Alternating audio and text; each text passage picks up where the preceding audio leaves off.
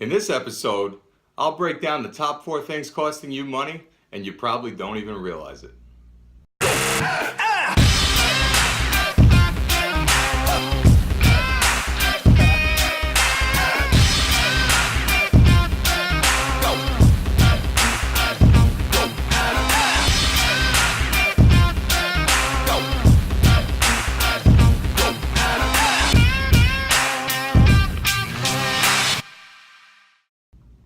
Hey everybody, I'm Mike Desepoli and this is episode 35 of the Ask the Advisor show. Today we're going to break down 4 things that are costing you money and you probably don't even realize it.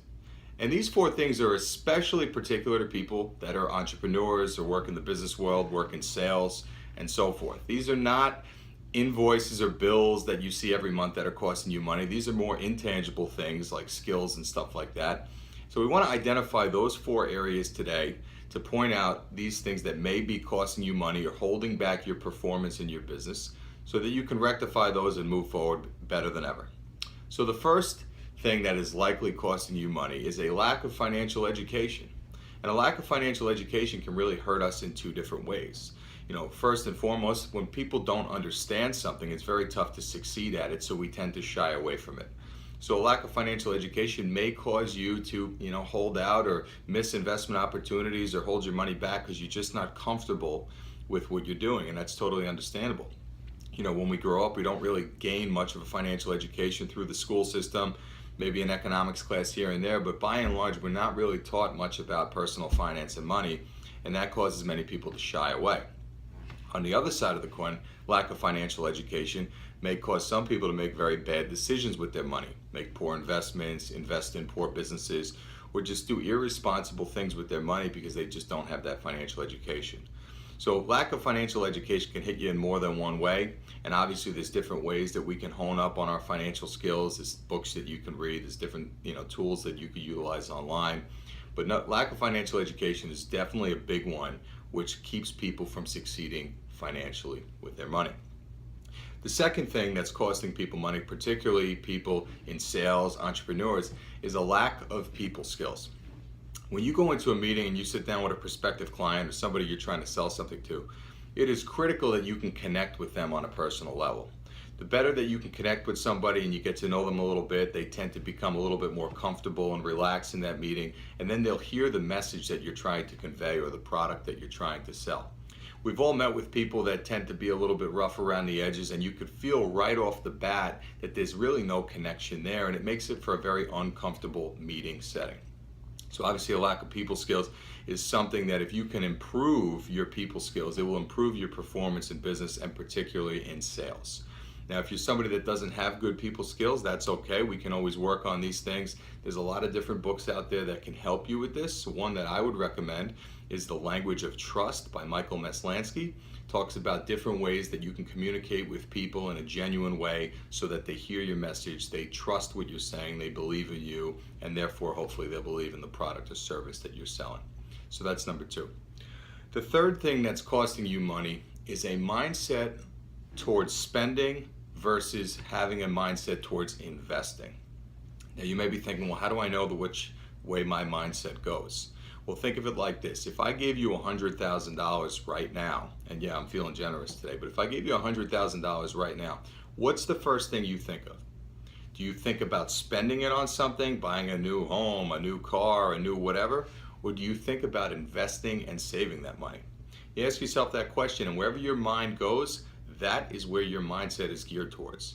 So if you're somebody that has a mindset towards spending, which I have to be honest is going to be about 95% of people out there, if you gave them 100 grand, they would think about the first few ways that they can spend that money. So you want to try to shift that mindset more towards investing. When you receive money, when you receive funds like that, you start to look for opportunities versus things to spend that money on. So that's number 3.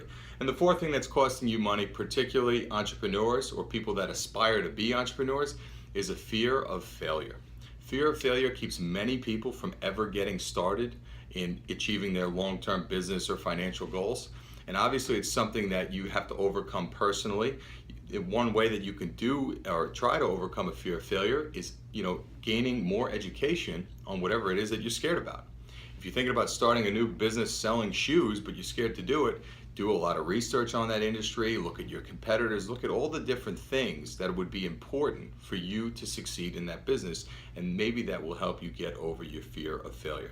The same thing could be true with investing in the stock market. We meet plenty of people that are terrified of the stock market, really for no good reason other than the fact that they read the newspaper, they watch the news, and all they hear is bad and negative things.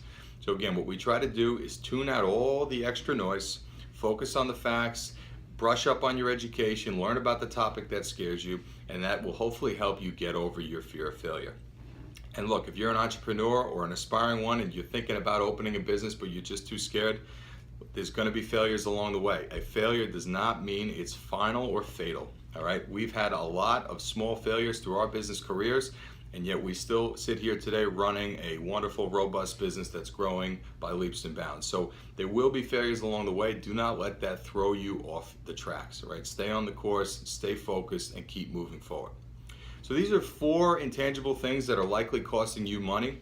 Obviously, we can expand upon this list, but we want to keep it simple, give you a couple things that we think that you could focus on and try to work with to improve your performance, whether it's in sales, entrepreneurship, or what have you. Thank you guys so much for tuning into this week's show. If you're watching us on YouTube, we really hope you subscribe to our channel. Hit the button, bottom right-hand corner of the screen. Subscribe to our channel. You'll get an email every time we post an update, and you make sure we never miss it. If you're on Facebook, please like this post, share it, and by all means tag somebody who needs this advice. We really just appreciate all the support that you guys have been giving us, helping us grow this community. It's really been growing rapidly, and we thank you so much for that. If you're on Instagram, follow us at asktheadvisor. We've been doing a lot of work on that channel there. We're really excited about some of the new things that we're going to be bringing to you in the next few weeks. So if you're on Instagram, please follow us and make sure you stay in touch with us there. And of course, Twitter, where the show was born. If you have any questions, please tweet them to us using the hashtag AskTheAdvisor. Personal finance, stocks, entrepreneurship, real estate, anything with your money you have a question about, feel free to throw it at me. I'll be happy to answer it for you. And of course, visit us at our new site, www.asktheadvisor.com. We're really pumped about the site. We'd love your feedback on it, so visit that site and let us know what you think. Thank you guys so much for tuning in to episode 35. We'll catch you next week for episode 36.